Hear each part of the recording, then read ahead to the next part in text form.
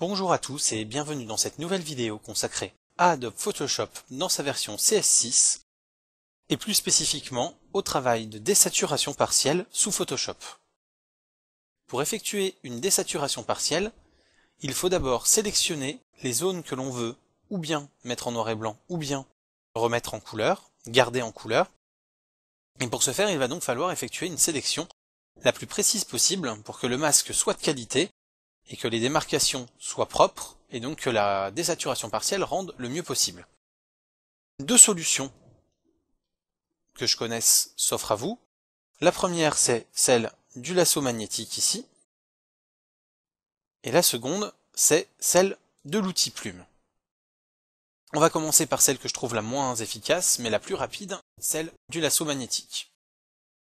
Donc on va zoomer en appuyant sur Alt et en utilisant la molette. Avec espace, on peut, en maintenant le clic aussi, décaler l'image. Donc on va zoomer au maximum pour essayer d'être le plus précis possible. Voilà. Et on va sélectionner notre cerf-volant. Donc on va commencer comme ça. Et on voit très vite donc le problème du lasso magnétique. C'est déjà que à certains endroits, il ne va pas détecter le contour que l'on aurait souhaité. Vous voyez, là, il va me zapper la zone noire. Donc certes, sur une désaturation partielle, le noir ayant une saturation à 0, on s'en fiche un peu, mais ça montre bien déjà le problème de précision de cet outil. Mais en plus de ça, il y a aussi l'autre problème, celui de la souris, qui fait qu'à certains moments on est obligé de bouger la souris pour se replacer sur son espace de travail, et on obtient comme en haut, au niveau de la zone jaune là, des petits triangles par exemple qui n'ont rien à faire là. C'est-à-dire que cette partie de ciel là, je n'en voulais pas au départ. Je me suis juste voilà, replacé pour pouvoir continuer mon tracé, et je me suis retrouvé à sélectionner une partie de ciel sans le vouloir. Donc voilà, c'est le problème de cet outil. Néanmoins, ça permet, vous voyez, en suivant à peu près les contours, et en rajoutant des points manuellement lors des angles vraiment importants, d'effectuer une sélection plutôt rapidement, relativement propre. Voilà, donc là j'ai mon cerf-volant. Je vais aussi laisser la petite demoiselle en couleur. Je vais donc me placer dessus également. Appuyer sur Shift pour dire que je veux ajouter à ma première sélection la sélection que je vais faire là. Et tout en maintenant Shift, je vais donc aller refaire ma nouvelle sélection. Donc encore une fois, on se rend bien compte que l'outil rogne pas mal de parties, ou alors va aller sélectionner des parties qu'il n'a pas sélectionnées, parce qu'il n'arrive pas à bien faire la différence là entre le premier et l'arrière-plan.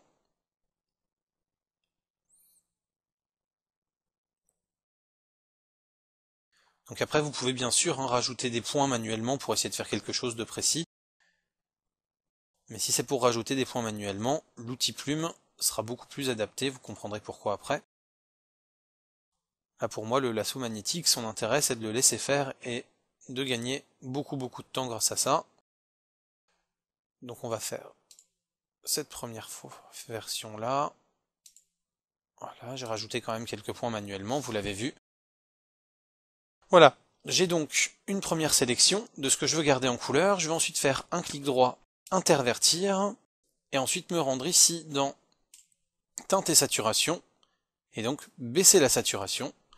Et comme j'ai interverti ma sélection, les zones que j'avais sélectionnées restent en couleur, le reste passe en noir et blanc, et j'ai ma désaturation partielle.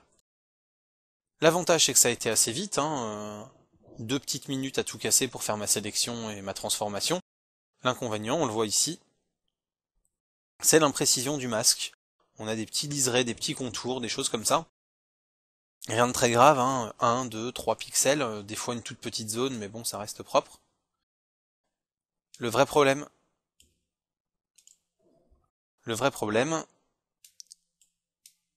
c'est surtout qu'on a des zones comme ça qui sont vraiment pas belles du tout.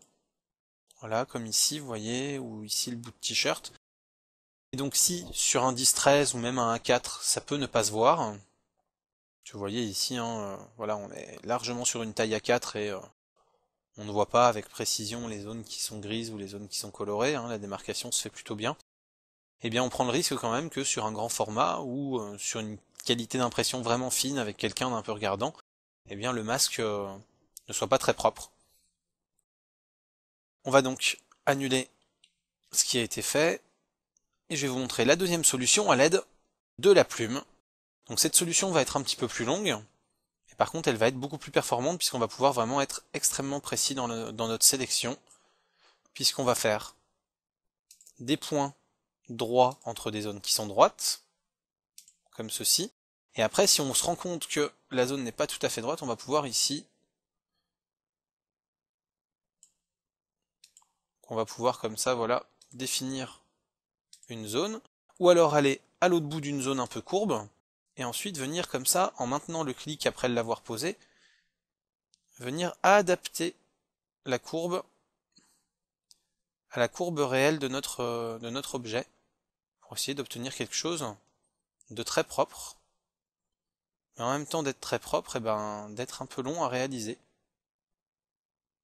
Vous voyez là par exemple, ça permet de suivre assez proprement la courbe qui est là, et si j'ai après, je vais pouvoir, avec un autre outil, venir rajouter des points intermédiaires, hein, si je juge que mes formes ne sont pas suffisamment bien faites. Donc là, je vais pouvoir recréer un point ici. Donc là, par contre, hop, d'ici, je vais en remettre un ici. Et donc, quand je vais en remettre un ici, je vais pouvoir venir ici, encore une fois, vous voyez, voilà, adapter ma courbe pour essayer vraiment d'obtenir quelque chose qui suit au plus près mon objet. Donc l'avantage de ce système, c'est qu'il va permettre d'obtenir quelque chose de très propre. L'inconvénient, c'est que certains automatismes de Photoshop vont vous poser quelques soucis. On le voit ici, hein, quand il me crée comme ça une deuxième courbe en rapport avec la première, par exemple.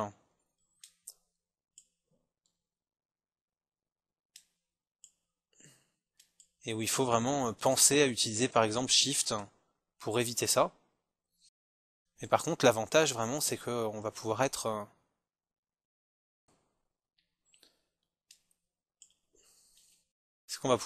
extrêmement précis dans notre sélection et dans la forme qu'on lui donne pour vraiment suivre au plus juste la forme de notre objet.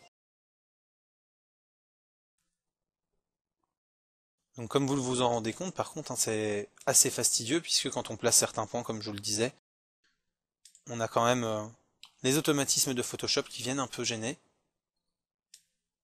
Mais à côté de ça, on peut vraiment voilà, faire des choses extrêmement précises et donc on va commencer par, comme ceci ici, faire des choses grossières et ensuite, sinon, on va pouvoir venir ici comme ça, faire des contours, par exemple. C'est encore une autre méthode, hein.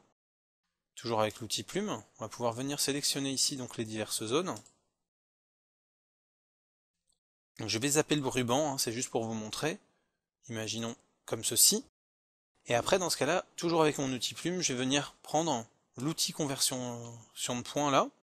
Je vais par exemple venir sélectionner ce point-là et je vais venir lui redonner en fait la forme que j'aurais souhaité pour que ça s'adapte le mieux possible. Et si je vois qu'il y a besoin de rajouter un point, eh bien je vais venir ajouter un point, par exemple ici, ce qui va me permettre ensuite, en déplaçant mon point et ensuite en venant comme ceci, et voilà, vous voyez, rechanger encore ma forme pour obtenir vraiment quelque chose de beaucoup plus précis.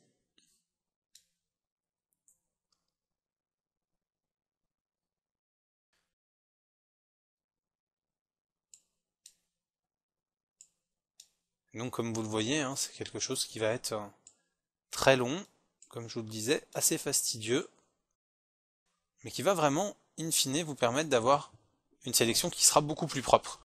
Donc je ne vais pas aller au bout ici parce que la vidéo serait clairement trop longue, mais l'outil plume vous permet en fait d'effectuer comme ça des zones, des sélections de zones qui soient extrêmement précises et qui suivent vraiment les courbures, même un peu alambiquées de certains objets.